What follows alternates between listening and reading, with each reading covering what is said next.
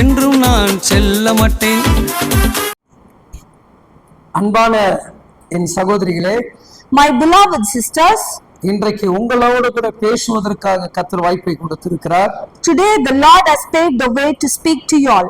இன்னைக்கு அநேக சகோதரிமார்கள் பிரச்சனைக்குள் மாட்டிக்கொள்கிறோம். Today many sisters are being stumbled by problems. ஷீட்டு பிடிப்பதிலும் கடன் வாங்குவதிலும் நாம் மாட்டிக்கொள்கிறோம். We are getting caught by in the chit matters and borrowing loans. சிலருடைய நயமான வார்த்தையிலும் மாட்டிக்கொள்கிறோம்.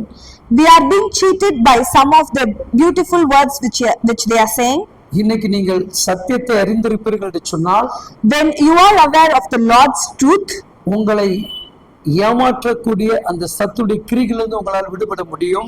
you can be set apart from the trap which the Satan is setting to you. கடைசி காலங்களில் இதெல்லாம் சம்பவிக்கும் என்று வேதம் சொல்லுகிறது. In the last days these and all will happen, the Bible says. 2 தீமோத்தேயு 3ஆம் அதிகாரம் 7வது வேத வசனங்கள் இவ்விதமாக சொல்கிறது.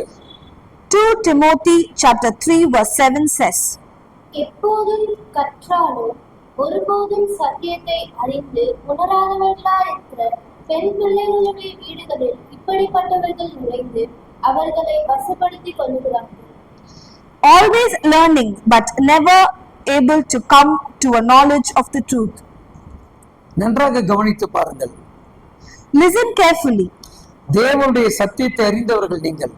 You are the people who have known about the Lord's truth. அந்த அறிவில நம்ம வளராமல் போகும் பொழுது, when we are not growing in that wisdom, பிசாசன் அவன் தன் வசப்படுத்திக் கொள்கிறான். Satan is liking to trap into his net. ஆடம்பரத்தை நமக்கு வெளிப்படுத்தி காட்டுகிறான். He is showing off every lavish life. மற்றவர்கள் போடக்கூடிய ஆடையின் மீது கவனம் வைக்கிறான். He is making us to see others, what others are wearing. நம்மளை அறியாமல் ஒரு பெருமையை கொண்டு வந்து போட்டுறான். He is giving us a proud thing without knowing us. எதையாவது ஒரு இன்ஸ்டால்மெண்ட் லோன் என்றதுல கொண்டு போய் மாற்றி விடுகிறான். He is setting a trap to fall into a thing called loan. அப்படியே கொஞ்சம் கொஞ்சமா அந்த வீட்டுக்குள்ள வந்து அவன் நுழைந்து விடுகிறான். Little by little he is entering our house. அந்த வீடு முழுதும் கடன் வாங்கப்பட்ட பொருட்களாக மாறி விடுகிறது. That house is being filled with borrowed things.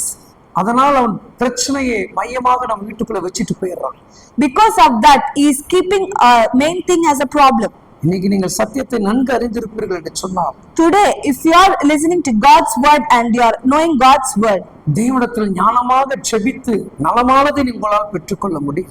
you will for sure get true and wisdom blessings. என் சகோதரியே, dear sister, கருத்தா ஜெபி, please pray powerfully. தேவனிடத்தில் ஜெயத்தை பெற்றுக்கொள்ளுங்கள். Please get victory from the Lord. Amen. Amen.